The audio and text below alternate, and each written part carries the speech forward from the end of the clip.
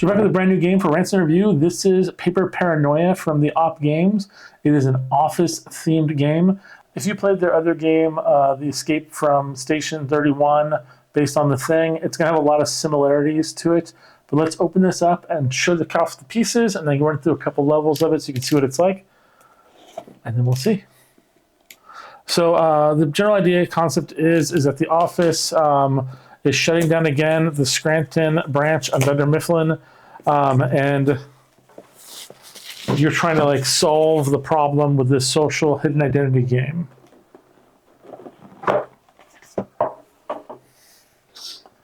Ooh, I like that. I love it when they create things that are like in the world styled stuff in the box. Almost like you're doing an escape room in a box. This is the Intern Instruction Handbook and User Guide. They even got little notes here for table talk, the basic, how to play the game. Pretty cool. Then we got a little tally board, some pieces, including the head intern, the week token, the strike token, accounting, customer service, and sales. These are intern tokens. You'll need to show your ID to join a task. This is the spinner, which we'll install onto that. Then we've got some player cards. I love this. Great. These cards have that built-in pull strap. So you can easily unwrap them. It's nice when it's there.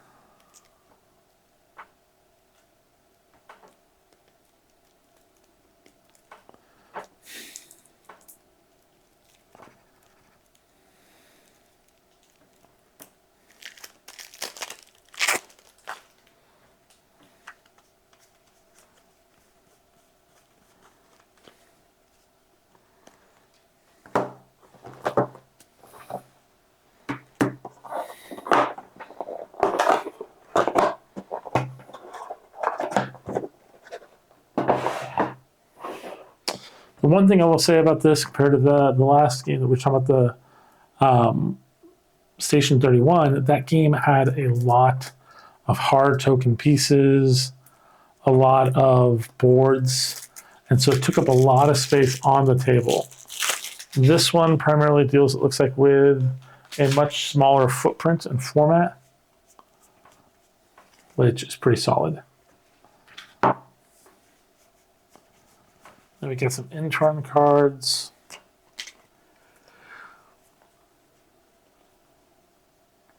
Sales, customer service, and accounting.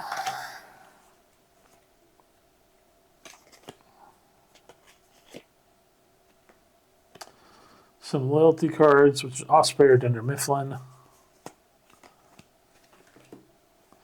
And turn order cards. It's important to note that this game is designed specifically for players who are 12 and up, and it can play anywhere between 4 and 8 players. And they estimate that your gameplay is going to take anywhere between 30 to 45 minutes. So it's not a small, short game. It's designed to be a social game where you're trying to decipher who people are.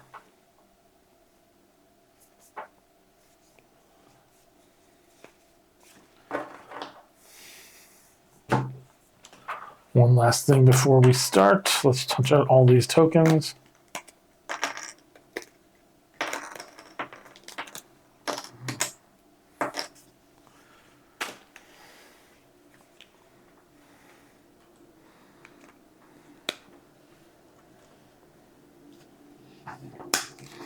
And the wheel here has all members draw a reward, no reward. All players draw a reward. Only the manager draws a reward, and manager chooses all team rewards.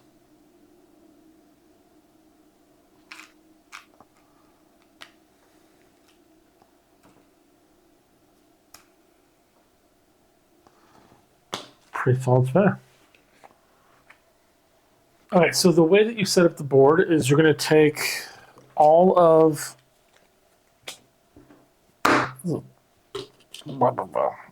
the intern cards, and you're going to place them north of the board, separating them into individual piles. There are 3 cards for each, and you cannot draw a second of the card until other 2 stacks have also been replenished 1 time as well. So if you're playing a 6-player game, you can have 2 sales, 2 customer service, 2 accounters, but you can't have 3 accountings. So it's just the way the game kind of plays in that way. Then you're going to take whoever anyone takes, and we'll just pretend like we're playing a 3-player game. So we'll have 1 accounting, 1 sale, and then 2 customer service employees. People will take their token that represents them and place it in front of them. Put the weak counter there.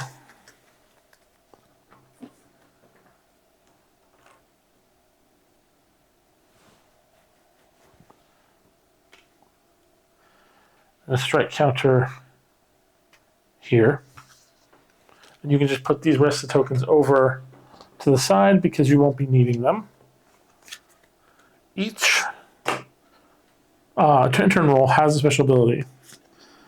When a lead card or a phone card is played, you may draw it at the end of the task. Once you use it, you can only use it once, you flip it over, and you have no more abilities. There are reward cards, however, that will allow you to flip them back over. These are all going to go over here. These are cards specifically for your weekly tasks. And then you're actually going to want to remove these. So if you're playing a game that has 5 or less players, you have to remove all the cards that say 6 or more. There's a little bit of rebalancing there, making the challenges a tiny bit easier.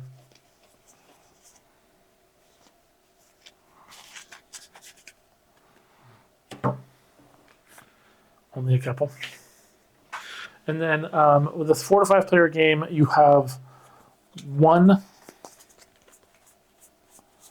of the Osprey employees. With a 6 to 8 player game, you have 2.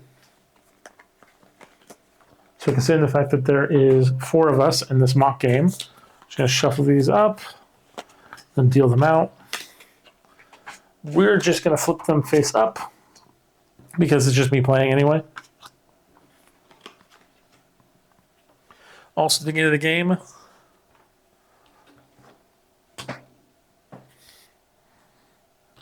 put that here and here.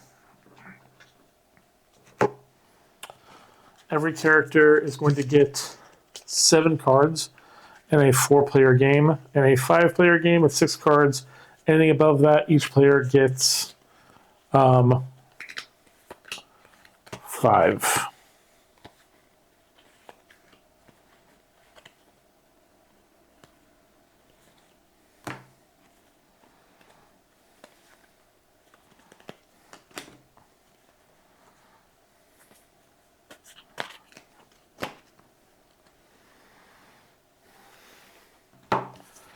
So in the player hand, you have things like party supplies, a lead. Ooh, a lot of party supplies for me. This hand, we have things like coffee, party supplies.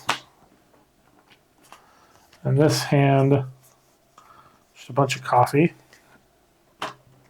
And this hand, we've got paper and the sabotage, the golden ticket. Nice.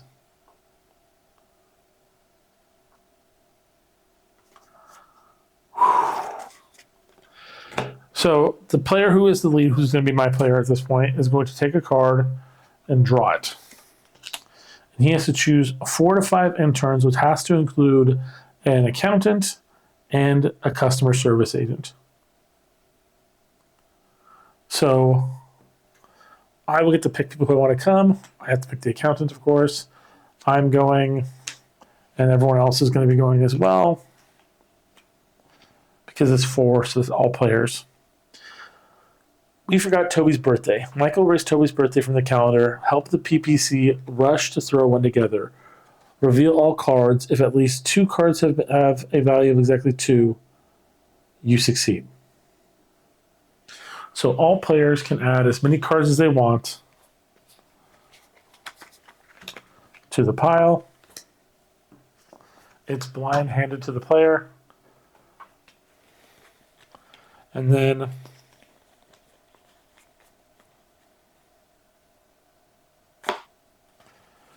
there's a risk of sabotage with regards to playing the card. If you play a sabotage card, it's possible they'll figure out that you're the spy from Osprey, so you might not want to play it. But there is another factor in the game where a card is always pulled from the top of the deck and added, and that's from Ryan. Ryan is one of the extra interns, not a player character in the game, and so it will affect the way the game works. Then the first player will take the cards and shuffle them under the table, and then reveal them one by one as they're basically going through to see if they meet the requirements. So you go, it's your birthday, sabotage, stop. A head intern must discard from their own hand paper or party supplies or the game fails. So I will discard party supplies, and that is resolved. Keep going. Sabotage. The head intern must discard from their own hand a card with a minimum value of 2 or the task fails. Party supplies.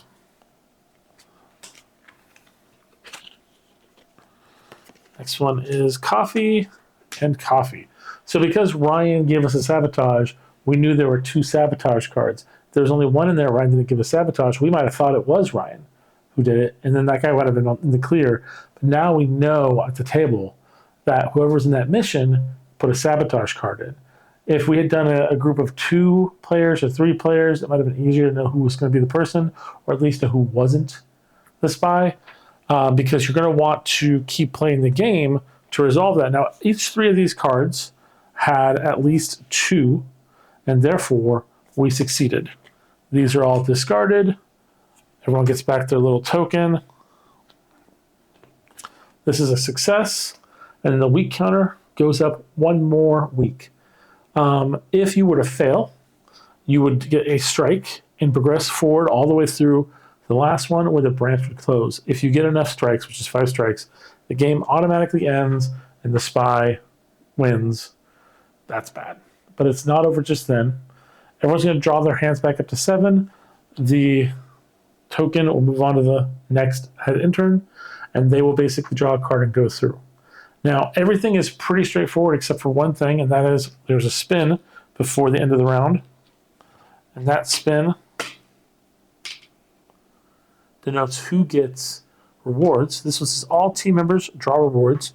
Went over that earlier. There are some negative kind of effects they can possibly get as well. So, for instance, they got a shoot buck. Skip the current head intern's turn. Search through the office supplies discard pile and draw 1 card.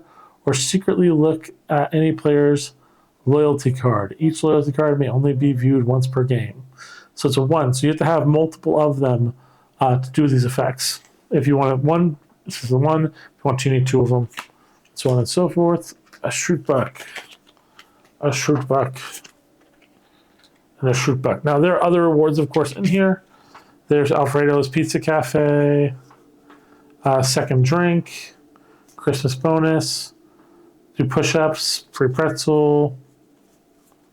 So there's a lot of different cards in there that you can use as an effect of the game. Once it's used, it's automatically dismissed. There's a reason you want to use that shoot buck, though. Because when the game ends and you get to 12, the next player gets to set up how many players are going to go into the hiring phase of the game. So at the end, if there's a 4-player game, 2 players have to get hired. And that includes the head intern. So the head intern is going to pick themselves, of course, and one other person. The problem with this, though, is that if the spy gets hired, the spies win the game and the branch is going to close anyway. So it's really important you kind of suss out before week 12 who's the spy. At that point, if you think the spy has the head position and you don't like that, you can play a shoot buck to pass the head position at that point at the end of the game to get them to kind of pivot that position over and allow you a better chance at keeping them from losing the game for everybody. However, they could also be collecting shoot bucks and they could try to get it back to themselves as well. Get them to a player that doesn't believe they're the spy like you do. So there's a lot of things to factor into it. All in all, it is a very less heavy version of that kind of game. You do have the missions, you do have the things, but the card sets are pretty kind of simplified. There's only 2 piles. There's no special items to pick up. It's really easy to understand. And if you're a big fan of The Office, then you'll actually kind of feel like you're getting involved in like inter-office politics a little bit, which is kind of fun. Well, hopefully you guys found this interesting. Hopefully you guys pick this up as well. And we will see you guys next week for our next Rants review. Bye.